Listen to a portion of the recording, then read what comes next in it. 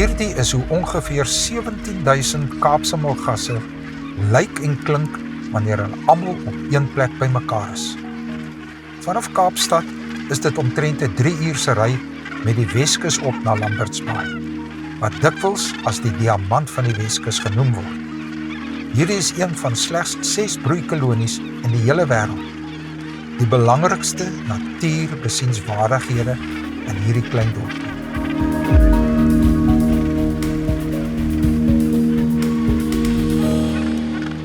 Ons vertrek vroegoggend uit Kaapstad en maak langs die pad 'n paar stoppe. Teen laatmiddag kom ons in Lambert's Bay aan.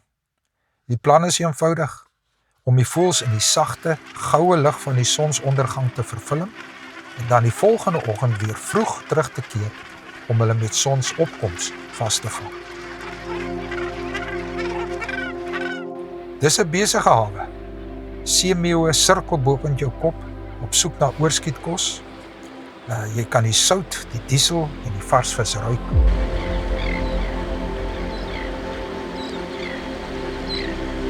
Elke dag keer hierdie bote terug met die vangs van die dag, wat die dorp se inwoners en die ou tradisies aan die gang hou.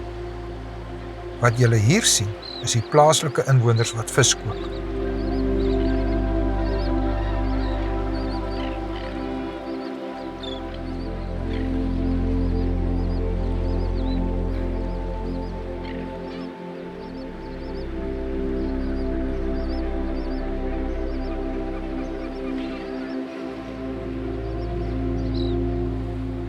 Jy sal opmerk dat die meeste visserbote amper dieselfde lyk. Dit is tipies van die plaaslike visbedryf, waar bote vir doeltreffendheid ontwerp is.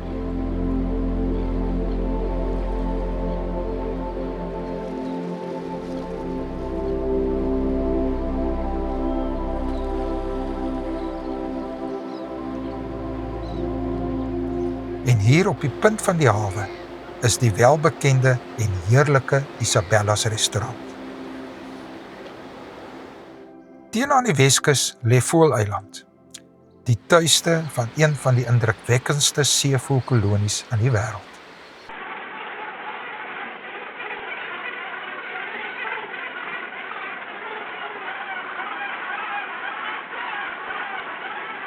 Die eerste aangetekende Kaapse Mulgasse het hulle in 1912 hier gevestig, wat die begin was van wat later een van die bekendste seevoëlkolonies ter wêreld sou word.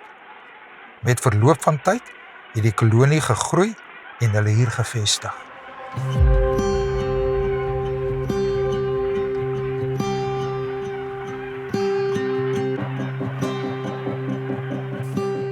Hierdie is die broeiplek van die Kaapse Mulgas, bekend vir hulle treffende wit lywe, wit vlerke met swart punte en bleekgoue koppe. Die donker voëls wat julle tussen die kolonie sien, is die kuikens wat met swart donsvere bedek is. Hulle neste is baie naby aan mekaar en daar is 'n konstante mengsel van beweging, geluide en energie.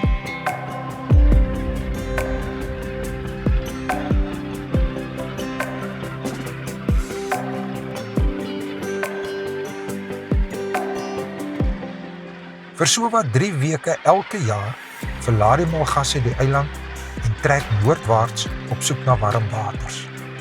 Gedurende hierdie tyd bly net 'n klein aantal agter, rolweg sowat 50 tot 150 voëls.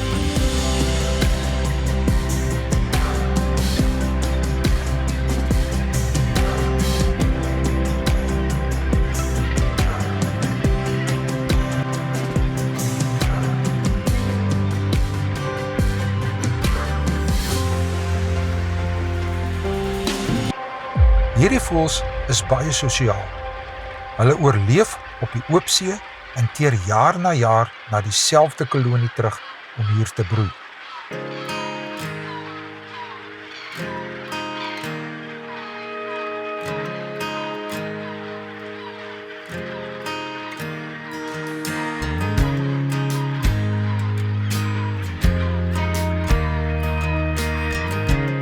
Die getalle van die Kaapse Mulgasse gedurende 2005 en 2006 drasties gedaal, wat gelei het tot ernstige bewaringspoging om die kolonie te beskerm en te herbou.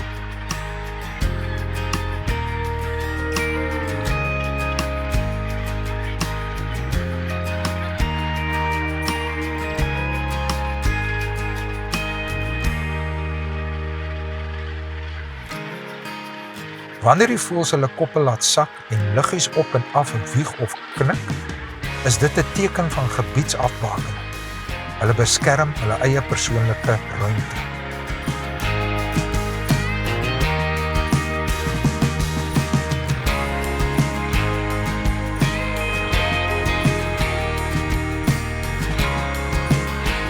Wanneer twee voëls met snavels teen mekaar tik of skuur, is dit nie aggressie nie, maar eerder 'n manier om spanning tussen die pare te verminder.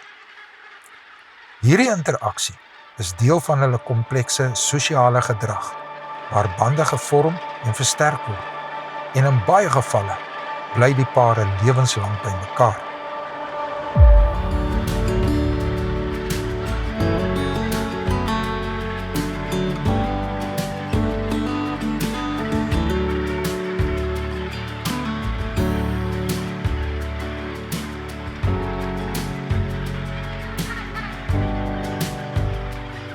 Jy sal ook 'n unieke liggaamshouding sien, waar hulle nekke reguit maak, na bo kyk, hulle noem dit sky pointing, en dit is nog 'n vorm van kommunikasie binne die kolonie.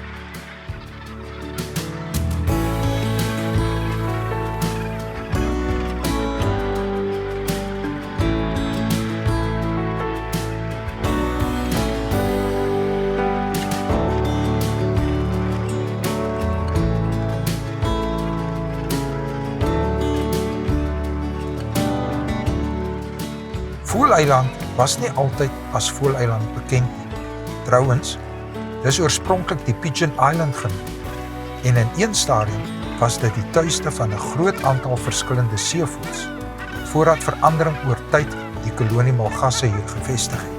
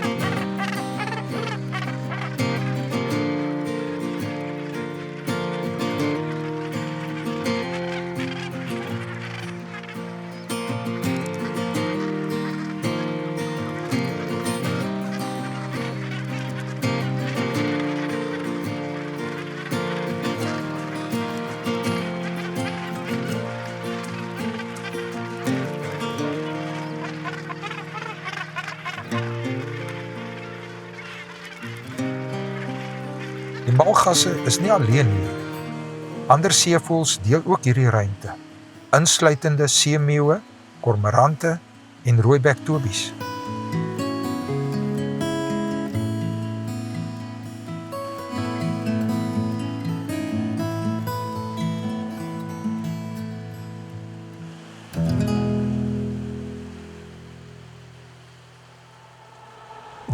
Soos dit laatmiddag word, begin die lig oor die eiland te versag. Een vir een begin die Malgasse terugkeer. Hulle vlieg laag oor die water, voordat hulle terugsirkel na hulle kolonie. Hulle silhouet beweeg deur die goue sonlig van die son.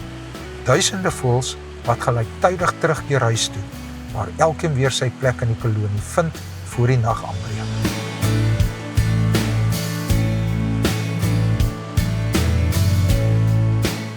Die beplande fotosessie van die volgende oggend kon nie plaasvind nie, want toe reën dit lekker op Lamberts Baai.